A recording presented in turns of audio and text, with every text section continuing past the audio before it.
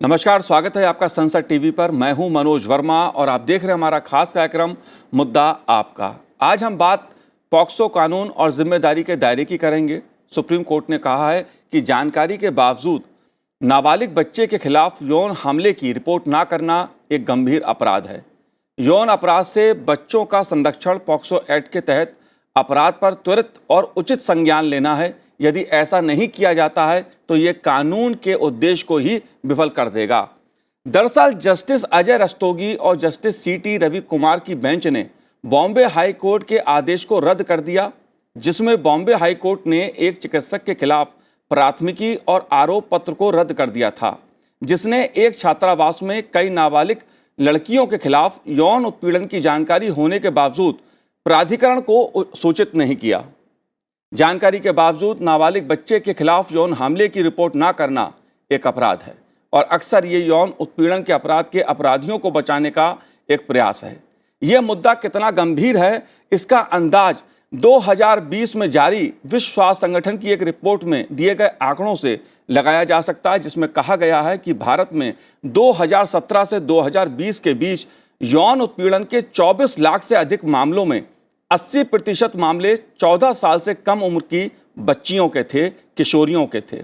लोकसभा में दी गई एक जानकारी के मुताबिक 2020 में पॉक्सो एक्ट के तहत 47,000 से अधिक मामले दर्ज किए गए और ऐसे मामलों में सजा की दर 39.6% रही। राष्ट्रीय अपराध रिकॉर्ड ब्यूरो एनसीआरबी के वार्षिक रिपोर्ट के मुताबिक देश में साल 2021 में बच्चों के खिलाफ अपराध के 1,49,404 मामले दर्ज किए गए। इनमें से 53,874 मामले पॉक्सो एक्ट के तहत दर्ज हुए, जो कि कुल मामलों का करीब 36% था। जाहिर है आंकड़े चिंता में डालने वाले हैं, इसलिए ऐसे मामलों पर चुप्पी, नज़रअंदाज करना, बच्चों से संबंधित यौन अपराधों को छिपाना और भी चिंता में डालने वाला है। इसलिए मुद्दा आपका में आज हम बात पॉक्सो कानून और जिम्मेदारी का जो दायरा है उसकी करेंगे। चर्चा करने के लिए खास मेहमान मेरे साथ इस समय जुड़े हुए हैं। यूपी के पूर्व डीजीपी ओपी सिंह जी हमारे साथ जुड़े हुए हैं। ओपी जी, आपका बहुत बहुत स्वागत है संसद टीवी पर। साथ ही हम सुप्रीम कोर्ट की जो अधिवक्ता हैं स्वरूपमा चतुर्वेदी, उनसे भी बात करेंगे इस पूरे प्रकरण पे। आपका स्वागत है। और साथ ही हमारे साथ जुड़े हुए हैं भारत के बाल संरक्षण प्रमुख अभिजीत निर्मल जी। अभिजीत जी, आपका भी स्वागत है संसद टीवी पर। लेकिन शुरुआत में स्वरूपमा जी आपसे करूंगा।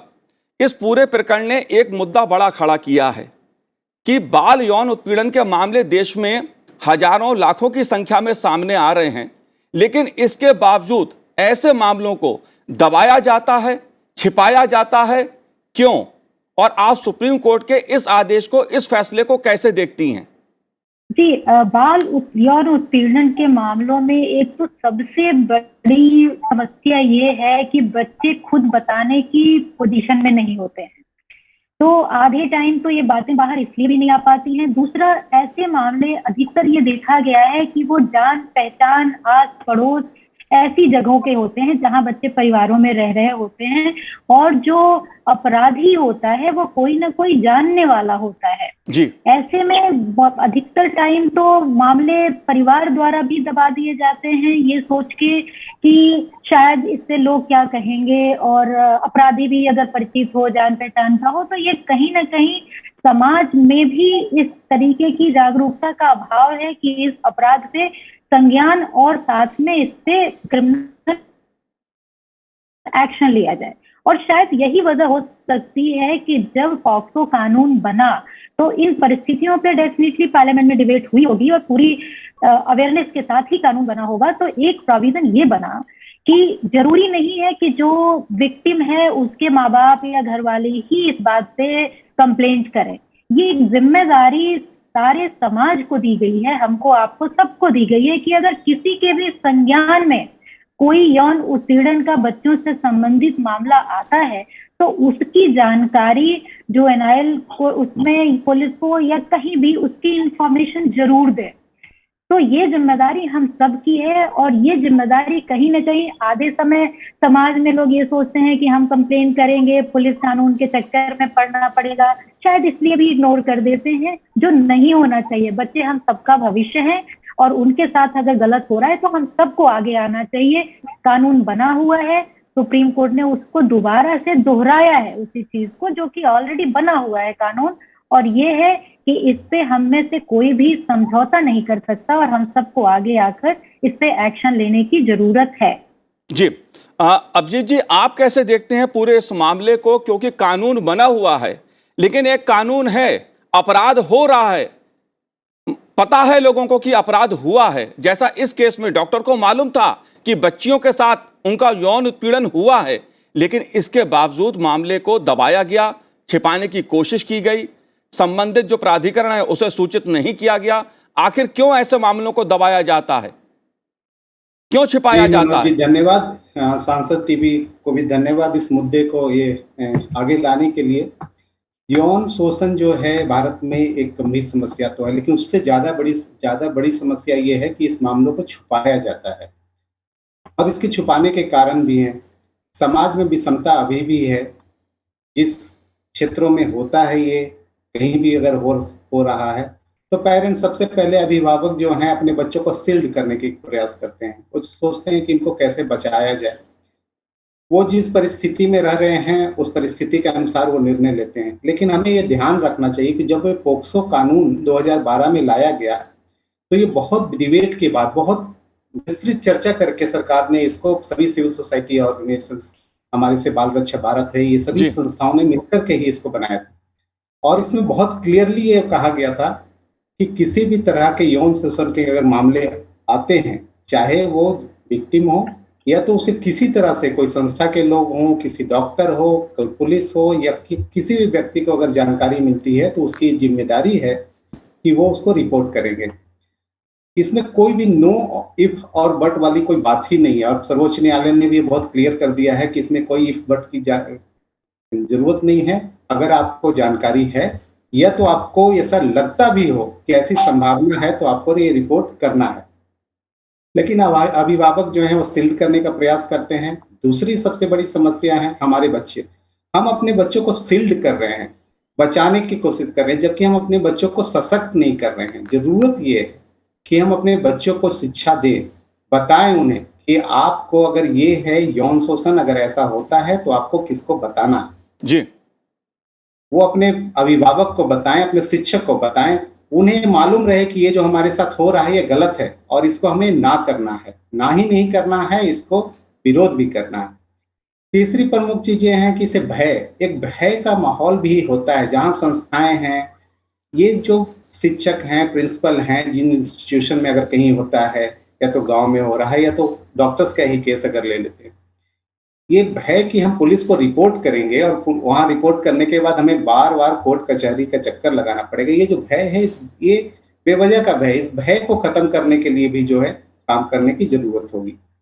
ये साइलेंस जो है इसको ब्रेक करना होगा। हमारे एक्सेस टू जस्टिस जो न्याय प्रणाली के लिए हमें जो भय का व्यवस्था, लोगों में डर है, उस डर को हटाना होगा। लोग आएंगे, रिपोर्ट करेंगे, आप देखेंगे रिपोर्टिंग जो है वो जो बढ़ रही है, ये इसको हम दूसरे तरह से भी देख सकते हैं। चूंकि ये पोक्सो एक्ट इतनी जागरूकता बढ़ी है इसलिए भी रिपोर्टिंग बढ़ रही है, वरना इन तरह मामले तो हो रहे थे लेकिन रिपोर्ट नहीं हो रहे थे। जरूरत आज भी है कि और ये जो है सो रिपोर्ट खुलकर। जी ओपी सिंह जी, कानून है लेकिन जनता का सहयोग नहीं होगा, लोगों का सहयोग नहीं होगा। लोग अगर अपराध को छिपाएंगे, दबाएंगे तो कानून अपना काम कैसे करेगा? मैं आपसे समझना चाहता हूं। जी बिल्कुल सही कहा आपने, और हमारे अन्य वक्ताओं ने भी वही बात कही जो कानून के द्वारा दी गई है। कोई भी अपराध छिपाने में समाज का हित नहीं है, और यौन शोषण के मामले तो इतने आपने स्वयं ही आंकड़े प्रस्तुत किए कि किस तरह से, किस तीव्रता से बढ़ रही है और इस समाज के लिए कितना दूषित है। 2020 में, 2021 में, 2022 में इस तरह के मामले निरंतर बढ़ रहे हैं और हमारा कन्विक्शन रेट भी जो है वो उस प्रोपोर्शन में नहीं बढ़ रहा है। जी, तो जरूरत है कि यौन उत्पीड़न की जितनी भी रिपोर्ट्स की जाए वो हमारे लिए बहुत ही जरूरी है। समाज, एक अच्छे समाज के लिए बहुत जरूरी है कि किस प्रकार हम यौन शोषण पे अंकुश लगा सकें। और हमारा पॉक्सो का एक्ट जो है, जो 2012 में पास हुआ था, वो पॉक्सो का एक्ट बहुत ही डेलिब्रेशंस के साथ, आपने सुना होगा निर्भया कांड का, उसके बाद ये हुआ, और इस प्रकार की जरूरत पूरे समाज में महसूस की गई, पूरे देश में महसूस की गई कि यौन उत्पीड़न की समस्या बहुत ही विकराल रूप ले रही है। और यही कारण है कि ये पॉक्सो एक्ट जो है कई मामलों में एक बहुत ही यूनिक एक्ट है। यूनिक इसलिए कि ये जेंडर न्यूट्रल है, यूनिक इसलिए भी कि इसमें कई प्रकार के जिम्मेदारियों का दायरा, जो आपने अपने शीर्षक भी रखा है, जिम्मेदारियों का दायरा बढ़ाया गया है और ये प्रतिबंधित किया गया है। ये एक तरह से लॉ में कहा गया है कि हर एक व्यक्ति का एक ही जिम्मेवारी होगी कि वो इस प्रकार के यौन उत्पीड़न की बातों को पुलिस को और अन्य संस्थाओं को सूचित करेगी। ये सबसे बड़ी चीज है कि हमारा ये है, और इसमें पुलिस की भूमिका भी कितनी सकारात्मक होगी और कितनी व्यापक होगी, इसकी भी चर्चा इस पूरे एक्ट में की गई है।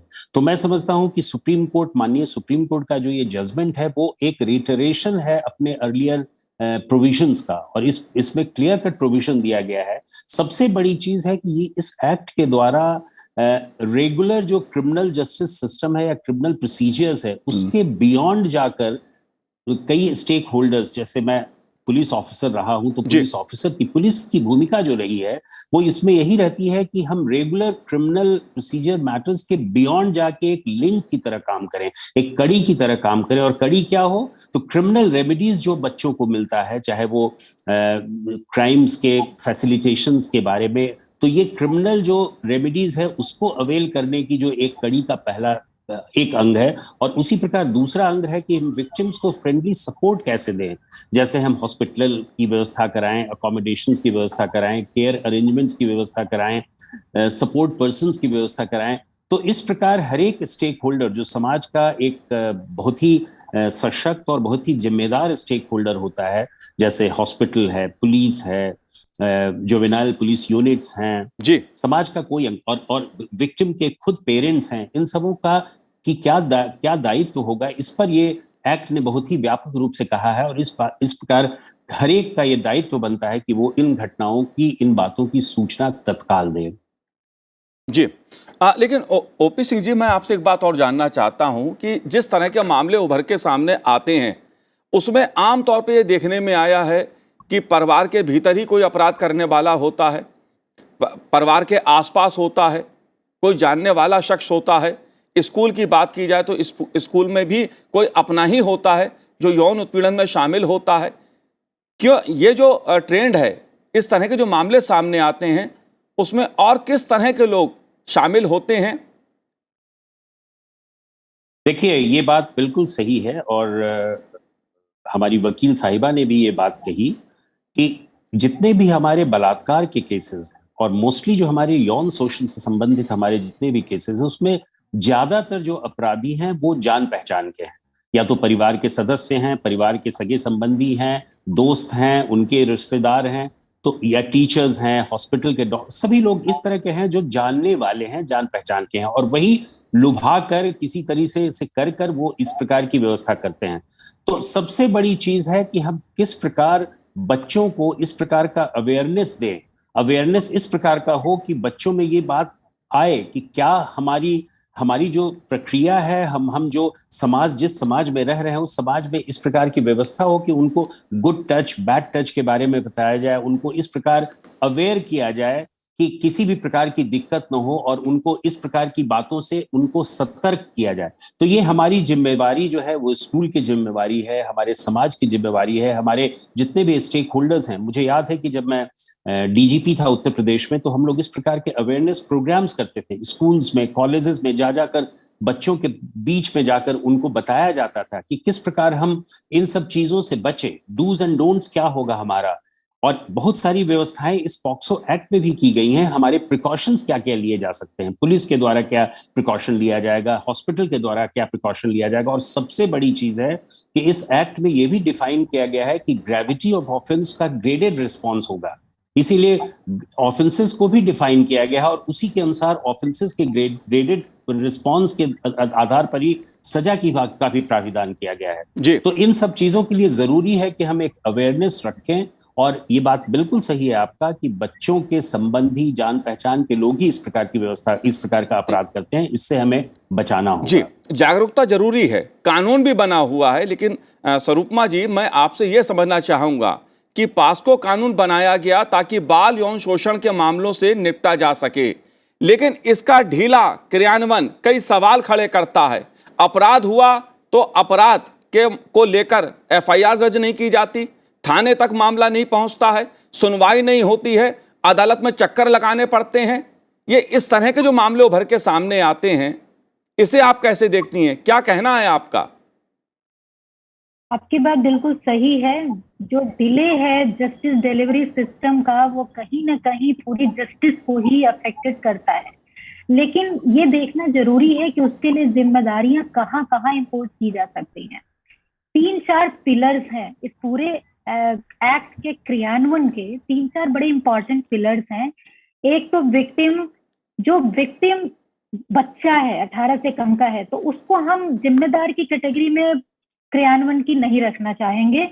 उसके बाद जो फर्स्ट पिलर मेरी समझ से है वो है जो इंफॉर्मेशन देता है, जो कंप्लेनेंट होता है। एक बहुत ही खूबसूरत बात इस एक्ट की है जो यूनिक है कि ये सिर्फ ये नहीं कहता है कि आप कंप्लेन करें जबकि अपराध हुआ है, यौन शोषण हुआ है। ये कहता है कि जहां भी एप्रीहेंशन है, मतलब अगर संभावना भी हमें दिखती है कि हमारे पड़ोस में किसी का यौन शोषण हो सकता है, तो हमारी जिम्मेदारी है कि हम जुवेनाइल पुलिस यूनिट या नियरेस्ट पुलिस स्टेशन को ये बताएं कि हमें लगता है कि यहाँ ये होने की पॉसिबिलिटी है, एप्रीहेंशन है। तो कानून तो इस हद तक अपनी प्रिकॉशन लेके चल रहा है कि अधिक से अधिक केसेस सामने लाए जाए और रिपोर्टिंग हो। तो पहली बात तो ये है कि जो आपने भी एग्री किया कि रिपोर्टिंग ही कम हो रही है बिकॉज ऑफ सोशल रीजन और एक्यूज की प्रॉक्सिमिटी टू विक्टिम्स गार्जियन। ये एक मेरे हिसाब से रीजन है जिसके कारण रिपोर्टिंग कम होती है। उसके लिए जैसा कि सिंह साहब ने कहा, अवेयरनेस ओनली सोल्यूशन है, और अवेयरनेस स्कूल में सेक्स एजुकेशन कर दिया जाता है, बच्चों को डू डोंट सब बताए जाते हैं, बैड टच गुड टच बताया जाता है। मेरा अपना व्यक्तिगत मानना है कि पॉक्सो की बेसिक एजुकेशन को बेसिक एलिमेंट्री एजुकेशन का पार्ट बनाने की जरूरत है, स्कूल के सिलेबस का पार्ट बनाने की जरूरत है। चाहे आप उसमें एग्जामिनेशन ना लें, सिर्फ स्पेशल लेक्चर्स ही करें, लेकिन पॉक्सो की स्कूलिंग में बहुत ही इंपॉर्टेंट रोल है। क्योंकि एक तो एस्पेक्ट ये है कि अगर कुछ ऐसा हुआ तो आप रिपोर्टिंग करें, दूसरा एक ये भी है कि अगर आप जानते हैं कि ये एक्शन का अपराध है तो वो कम से कम आप दूसरे के साथ नहीं करेंगे। तो अपराध को 2 तरीके से ये हेल्प करेगा पॉक्सो की स्कूल लेवल पे शिक्षा देना। एक तो ये कि जिसके साथ हुआ वो बताएगा, वो रिपोर्ट कराने में मदद करेगा ताकि ऐसे संज्ञान में आएंगी घटनाएं और उन पे कानून वर्क करेगा। दूसरा, अपराध होना कम भी होगा क्योंकि बहुत सारे टाइम बच्चे जो हैं पॉक्सो में ऑफन एक्यूज भी बच्चा होता है। ये भी हमेशा जरूरी नहीं है कि कोई एडल्ट ही एक्यूज हो, पॉक्सो में बच्चे भी होते हैं। तो जहां ये पता चलता है कि अपराध है, अपराध होना कम हो सकता है। तीसरी बात होती है एफआईआर की। देखिए, जब कंप्लेन होती है तो मैं ये मान के चल रही हूँ, मैं पुलिस सिस्टम पे भरोसा रखना चाहूंगी कि जहां भी संज्ञान जो कराता है और वो ऑथेंटिक कराता है, पुलिस एफआईआर लिखती है। नहीं लिखने का कोई ऐसा रीजन नहीं है जब तक कि ऐसा सीधा सीधा ना दिख रहा हो कि गलत एफआईआर है। यहाँ मैं एक चीज बताना चाहूंगी, पॉक्सो में जब अपराध की बात होती है और सजा की बात होती है कि अगर हमें जानकारी है कि अपराध होने वाला है और हो रहा है और हम नहीं बताते हैं तो उसमें सजा का प्रावधान है। साथ ही अगर हम बैड मोटिव से किसी को ह्यूमिलिएट, किसी को बदनाम करने के पर्पज से गलत सूचना देते हैं तो उसका भी अपराध, उसमें भी सजा का प्रावधान बराबर का है। तो ऐसे में पुलिस अपना टाइम लेती होगी इन दैट कोर्ट, बट अपराध होते हैं, रिकॉर्ड होते हैं जी। फिर उसके बाद मामला कोर्ट आता है। कोर्ट में मैं आपको बताऊं कि बच्चों के स्टेटमेंट को, ये पॉक्सो में ये प्रोविजन है कि उनकी समझने वाली भाषा में रिकॉर्ड किया जाए और फिर कोर्ट में आए। हर जगह पॉक्सो के विशेष अदालत बने हुए हैं जो चाइल्ड फ्रेंडली हैं और इसलिए पॉक्सो के केस से जल्दी डिस्पोजल होते हैं। जो जनरली कानून का एक बुरा चेहरा दिखाया जाता है कि तारीख से तारीख और हर जगह डिले हो रहा है, होता है, मैं उससे डिनाई नहीं कर रही, लेकिन फॉर्चुनेटली पॉक्सो के केसेस में वैसी घटनाएं कम है। पॉक्सो के केसेस में जस्टिस जल्दी होता है, समय सीमा से होता है, और ये समस्या वहां पे इसलिए नहीं है क्योंकि पॉक्सो के विशेष कानून न्यायालय बने हुए हैं और सेपरेट हियरिंग होती है। अगर हम यूपी की बात करें, क्योंकि हम फॉर्मर यूपी डीजीपी हैं यहाँ पे, तो वो बताएंगे कि यूपी में इतने फास्ट डिस्पोजल पॉक्सो कोर्ट से अभी हुए हैं कि कई तो इसलिए चर्चा में बने हुए थे न्यूज में कि इतनी जल्दी क्यों हो गया। तो अभी पॉक्सो में इस समस्या से काफी हद तक हम लोग निकल रहे हैं। हाँ, एक एंगल है जो मुझे दिखता है कि जैसा कि हम सब लोग समझ रहे हैं कि ये विटनेस, एक्यूज और ये सारे लोग आपस में जुड़े होते हैं, तो कई बार जो परिवार होता है वो अपराधी को बचाने के लिए भी सहयोग विटनेसेस नहीं करते और डिले होता है, और उसका भी समाधान अवेयरनेस ही है, जागरूकता ही है। ये समझने की जरूरत है कि जो बच्चा है वो किसी का बेटा बेटी है, साथ ही में वो एक इंडिपेंडेंट इंडिविजुअल है, और इस तरह की घटनाएं उसके सोल को मार देती हैं, उसको पूरी जिंदगी के लिए डैमेज कर देती हैं। जी बिल्कुल बिल्कुल। अभिजीत जी, मैं कुछ बातें आपसे जानना चाहता हूं। पहली बात तो ये कि जो बॉम्बे हाई कोर्ट का फैसला है उसके ऊपर सुप्रीम कोर्ट ने खुद सवाल उठाया है। जो सुप्रीम कोर्ट की पीठ ने कहा है कि हाई कोर्ट का जो फैसला आया है उसकी एक प्रकार से आलोचना की है।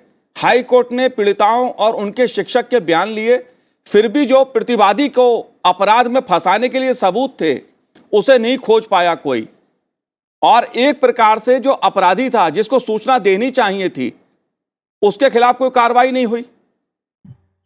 यह तो कोर्ट का ही मामला है, सुप्रीम कोर्ट ने खुद सवाल उठाया है। हाई कोर्ट के जिस तरह का उसका इस मामले में पूरा जिस तरह से देखा है उन्होंने इस पूरे मामले को, उस पर सवाल उठाया है। मैं यही समझना आपसे चाहता हूं कि बच्चे का मामला है, इसको समझ के क्या हल्के ढंग से लिया जाता है? पॉक्सो कानून है, लेकिन लापरवाही से, कमजोर जांच, असंवेदनशीलता और भ्रष्टाचार के कारण जो चार्जशीट दायर नहीं हो पाती है, उसको आप कैसे देखते हैं? कितनी सच्चाई है ऐसे मामलों में? मनोज जी, ऐसा है कि एक माहौल है कि जब कोई शिक्षण संस्थान किसी बच्चे का अगर रिपोर्ट भी करता है, अगर उसको संज्ञान में आता है कि किसी बच्ची के साथ या बच्चे के साथ यौन शोषण हुआ है और वो रिपोर्ट करता है, तो हमारे एक स्टैंडर्ड प्रोसेसेज हैं। हम लोग देखते हैं गांव में जब हम लोग जाते हैं कि सभी टीचर्स को या तो सस्पेंड कर दो, सभी शिक्षकों को ट्रांसफर कर दो। इस तरह की जो कार्रवाई हैं, ये कार्रवाई जो है एक्चुअली रिपोर्टिंग में हेल्प नहीं करता है, क्योंकि कानून जो है ये कहता है कि अगर आपके यहाँ हुआ है तो आप उसको संज्ञान में लेकर उसको रिपोर्ट करें। अगर कोई रिपोर्ट करता है तो उसको जो है इनकरेज करना चाहिए कि हाँ रिपोर्ट करें।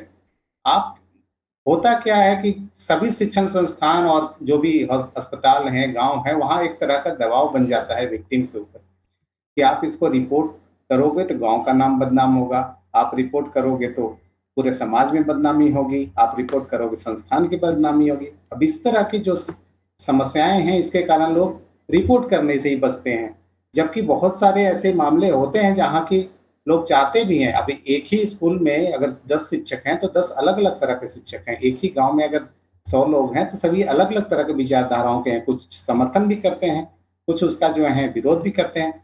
समाज में समस्याएं जो हैं, हमारा न्याय प्रणाली तो इस तरह से बना हुआ है कि चलिए अगर लोअर कोर्ट ने ऑर्डर दिया, हायर कोर्ट ने ऑर्डर दिया, तो सर्वोच्च न्यायालय फिर से उसको संज्ञान में लेकर के उसको फिर उस पर कार्रवाई भी करता है। और इस केस में भी आप देखेंगे कि कम से कम जो ये पूरा मुद्दा था, इस मुद्दे से एक बहुत बड़ा संदेश जाता है कि सभी लोगों को रिपोर्ट करना चाहिए, और अगर ये कोई क्लैरिटी या कोई कंफ्यूजन था, वो कंफ्यूजन बहुत क्लियरली दूर कर देता है।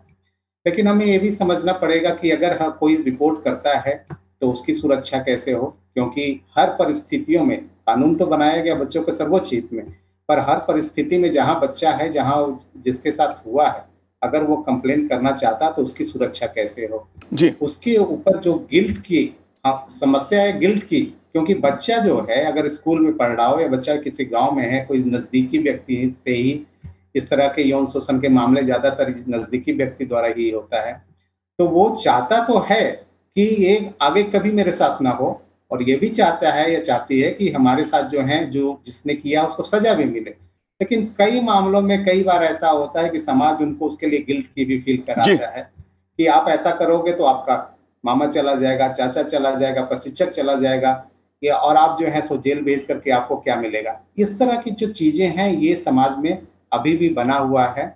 जेंडर एक बहुत बड़ा मामला है। हम लोग जो पहले कोशिश किया जाता था कि लड़कियों का सशक्तिकरण करो, अब कोशिश किया जा रहा है कि बच्चों का सशक्तिकरण करो, लड़कों का सशक्तिकरण भी करो, क्योंकि सपोर्ट सिस्टम जो गांव में बनता है उस सपोर्ट सिस्टम में वो केवल लड़कियां नहीं, लड़कियों के साथ जी। पढ़ने वाले भी बच्चे तो हैं, उनकी भी जानकारी होनी चाहिए। जी तो और हमारा सपोर्ट सिस्टम और मजबूत करने की जरूरत है गांव के स्तर पे, जिले के स्तर पे, ताकि जब उनको जरूरत हो। ओपी सिंह जी, आखिरी सवाल मेरा आपसे है। आपने जागरूकता की बात कही, जिस तरह से इस पूरे प्रकरण की जांच हुई और जो चीजें उभर के आई, उसने कई सवाल खड़े किए हैं। इसलिए सुप्रीम कोर्ट ने कहा भी है कि अगर आपके संज्ञान में कोई ऐसा अपराध आता है तो सूचना देना प्राधिकरण को, ये हर शख्स की जिम्मेदारी है, छिपाना नहीं चाहिए। लेकिन क्या सिर्फ कानून बनाने से अपराध रुकेगा? क्या करना होगा? नहीं, बिल्कुल सही है, कानून बनाने से ही अपराध नहीं रुकेगा, लेकिन कानून बनाना भी एक बहुत बड़ी जिम्मेदारी है और वो शासक वर्ग को चाहिए कि एक हमारे पास सशक्त, एक रोबस्ट कानून हो। और अगर कानून नहीं होगा तो हम कितनी भी मेहनत कर लेंगे, हम ऑफेंडर्स को सजा नहीं दिला सकते। एक पूरी प्रक्रिया जो क्रिमिनल जस्टिस सिस्टम में होती है वो कानून ही उसकी आधारशिला है। सो ये कहना तो गलत नहीं होगा कि कानून से ही सब कुछ नहीं होगा, कानून का इम्प्लीमेंटेशन होना चाहिए, समाज के द्वारा जो जो भागीदारी है, जो जो दायरा है सभी का उस पर होना चाहिए। लेकिन कानून भी एक बहुत बड़ी चीज है। हम लोगों ने टेररिज्म फाइट किया एक स्ट्रिंजेंट कानून बनाकर ही। पॉक्सो का भी जो है वो पॉक्सो हमारे लिए बहुत ही सशक्त कानून है और जिसके माध्यम से आप ही ने आंकड़ा प्रस्तुत किया, 39% कन्विक्शन रेट हो रहा है, जबकि हमारा क्रिमिनल ऑफेंसेस में उतनी हमारी कन्विक्शन रेट नहीं है। मैं चाहूंगा कि कानून के साथ साथ इम्प्लीमेंटेशन बहुत अच्छा हो, और इम्प्लीमेंटेशन के लिए जरूरी है कि जितने भी हमारे स्टेक होल्डर्स हैं, चाहे वो पुलिस, अब मैं एज डीजीपी आपको एक एग्जांपल दे सकता हूं कि हमारे इंफ्रास्ट्रक्चरल चैलेंजेस पुलिस के बहुत होते हैं। ये सही है कि पॉक्सो के केसेस बहुत जल्दी निर्णित हो जा रहे हैं और as compare to other offences, और ये भी सही है कि कन्विक्शन रेट हमारा बहुत अच्छा है। मुझे याद है औरैया डिस्ट्रिक्ट में 9 दिनों में एक को कन्विक्ट किया गया, जो अपने आप में यूपी पुलिस के लिए और यूपी के लिए एक रिकॉर्ड था। और जो हमारी वकील साहिबा ने कहा वो भी बहुत जरूरी है। उन्होंने कहा कि हमारे स्पेशल कोर्ट्स बन रहे हैं, फास्ट ट्रैक कोर्ट्स बन रहे हैं, सब कुछ है, लेकिन अभी भी हमारे चैलेंजेस हैं फॉरेंसिक लैबोरेटरीज में, अभी भी हमारे चैलेंजेस हैं मेडिकल एग्जामिनेशंस में। मुझे याद है 2019 में माननीय सुप्रीम कोर्ट ने सभी चीफ सेक्रेटरीज को निर्देशित किया था कि चूंकि हमारे पास फॉरेंसिक लैब्स की कमी है, इसलिए जो भी एग्जिस्टिंग फॉरेंसिक लैब्स है उसी को हम मोर एफिशिएंट, मोर इफेक्टिव बनाएं। उसके अलावा हमारे वाइटल मेडिकल एविडेंसेस कैसे लिए जा सकते हैं, डीएनए के मामले में, फिंगरप्रिंट्स के मामले में एक बहुत जरूरत है पुलिस वालों को, जुडिशरी को ट्रेनिंग दिए जाने की कि उनका प्रोटोकॉल क्या होगा, स्टैंडर्ड ऑपरेटिंग प्रोसीजर्स क्या होगा। और shortage of women police officer, ये भी बहुत बड़ी चीज है। देखिए, जब आप किसी कानून की बात करते हैं तो हम केवल मेट्रो सिटी की बात नहीं करते हैं। आप उत्तर प्रदेश के बहुत सारे ऐसे देहाती इलाके हैं, ग्रामीण इलाके हैं। ओपी सिंह साहब, मैं जानता हूं ये मुद्दा बहुत बड़ा है। आंकड़े बताते हैं कि इस देश में जो बाल यौन उत्पीड़न का विषय है वो कितना गंभीर है, कितना बड़ा एक चुनौतीपूर्ण ये कार्य है, पुलिस के लिए भी है, कानून की दृष्टि से भी है, समाज की दृष्टि से भी है। आप तीनों ने इस कार्यक्रम में भाग लिया, बहुत बहुत शुक्रिया संसद टीवी से बात करने के लिए। जाहिर सी बात है, नाबालिग बच्चे के खिलाफ यौन हमले की रिपोर्ट ना करना एक गंभीर अपराध है और अक्सर ये यौन उत्पीड़न के अपराध के अपराधियों को बचाने का एक प्रयास होता है। लिहाजा ऐसे अपराधियों के खिलाफ सूचना दीजिए, कानून की मदद कीजिए। तो आज इस कार्यक्रम में इतना ही, मुझे दीजिए आज्ञा, नमस्कार।